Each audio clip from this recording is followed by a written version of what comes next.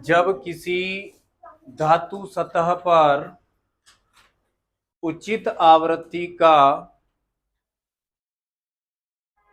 विकिरण आपतित किया जाता है तो धातु सतह से इलेक्ट्रॉन उत्सर्जित होने लगते हैं। प्रकाश विद्युत प्रभाव कहते हैं। प्रकाश संवेदी प्लेट, लाइट सेंसिटिव प्लेट है, यानी कि ये लाइट को सेंस करती है और एब्जॉर्ब भी करती है।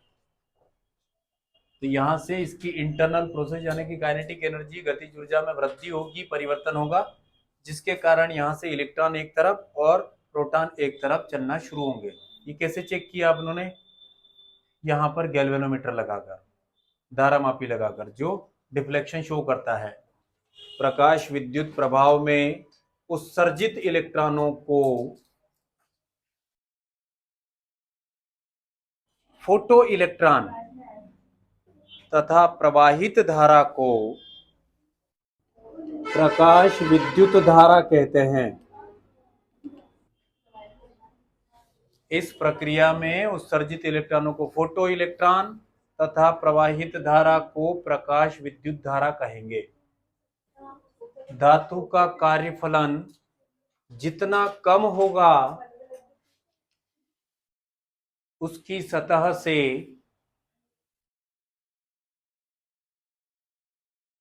उतने ही अधिक इलेक्ट्रॉन उत्सर्जित होंगे। जैसे सीजियम, लिथियम, सोडियम, पोटेशियम का कार्यफलन क्या होगा? कम। और वहीं कैडमियम, मैग्नीशियम, एल्यूमिनियम का अधिक होगा। ऐसा 2 लाइन लिख लो बस। प्रकाश विद्युत प्रभाव में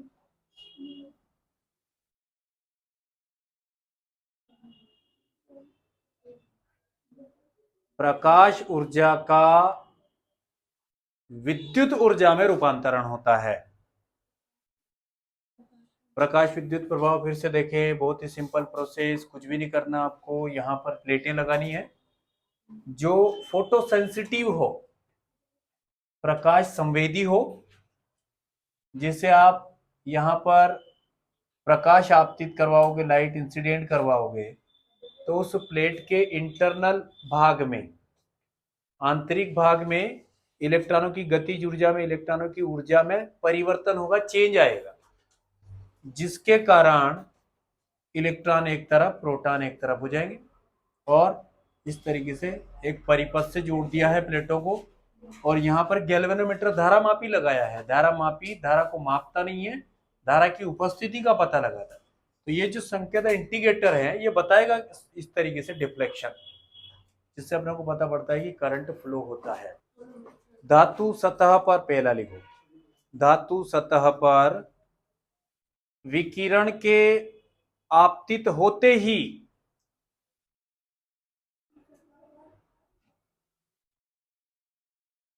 इलेक्ट्रॉन उत्सर्जन शुरू हो जाता है। आप किसी भी धातु की सतह पर विकिरण आपतित करवाते हो, विकिरण या फिर प्रकाश किरणें आपतित करवाते हो और उससे इलेक्ट्रॉन निकलते हैं। ये प्रक्रिया 10⁻⁹ सेकंड में पूरी हो जाती है। मतलब टाइम डिलेशन बहुत कम है। पश्यता, समय पश्यता जिसे बोले, यानी कि आपतन क्रिया और उत्सर्जन क्रिया, इन दोनों में बहुत कम अंतर है। जैसे ही आप विकिरण आपतित करवाओगे, जस्ट उसी टाइम जो है इलेक्ट्रॉन उत्सर्जन शुरू हो जाएगा। इस प्रोसेस में केवल कितना टाइम लगता है? 10⁻⁹ सेकंड। दूसरा लिखें, उत्सर्जित इलेक्ट्रॉनों की संख्या आपतित विकिरण की तीव्रता पर निर्भर करते हैं, आपतित विकिरण की तीव्रता पर निर्भर करते हैं। ये कोई एक प्लेट लगा रखी है आपने जो प्रकाश संवेदी हो, लाइट सेंसिटिव प्लेट हो, यहां पर आपने लाइट इंसिडेंट करवाई है इस तरीके से, तो यहां से इलेक्ट्रॉन उत्सर्जित हुए। अब ये उत्सर्जित इलेक्ट्रॉन कितने होंगे, ये काय पे डिपेंड करता है, आपतित फोटॉन की तीव्रता पर, आपतित विकिरण की तीव्रता। कुल मिला के तीव्रता जितनी ज्यादा होगी, उत्सर्जित इलेक्ट्रॉनों की संख्या उतनी ही ज्यादा होगी, या फिर फोटो इलेक्ट्रॉनों की संख्या उतनी ही ज्यादा होगी। दूसरा, उत्सर्जित इलेक्ट्रॉनों की गतिज ऊर्जा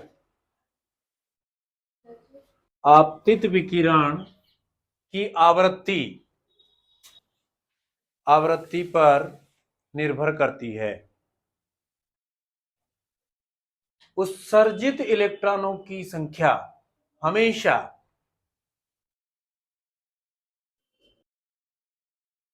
इसका क्या मतलब निकला कि जैसे आप धातु की सतह पर कोई भी विकिरण आपतित करवाते हो तो इलेक्ट्रॉन उत्सर्जित होते हैं, यही प्रकाश विद्युत प्रभाव है। तो यहाँ पर आपने फोटॉन आपतित करवाए, यानी कि ऊर्जा आपतित करवाई है, प्रकाश विकिरण आपतित करवाया है, तो जो उत्सर्जित इलेक्ट्रॉन रहेंगे उनकी संख्या हमेशा ही कम रहेगी, किससे, आपतित फोटॉनों की संख्या से।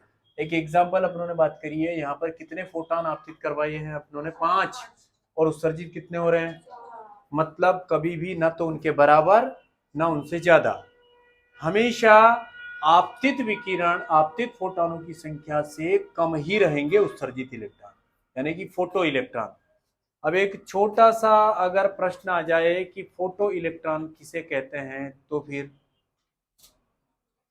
फोटो इलेक्ट्रॉन मतलब उत्सर्जित इलेक्ट्रॉन, यही परिभाषा, इससे ज्यादा कुछ है नहीं उसमें।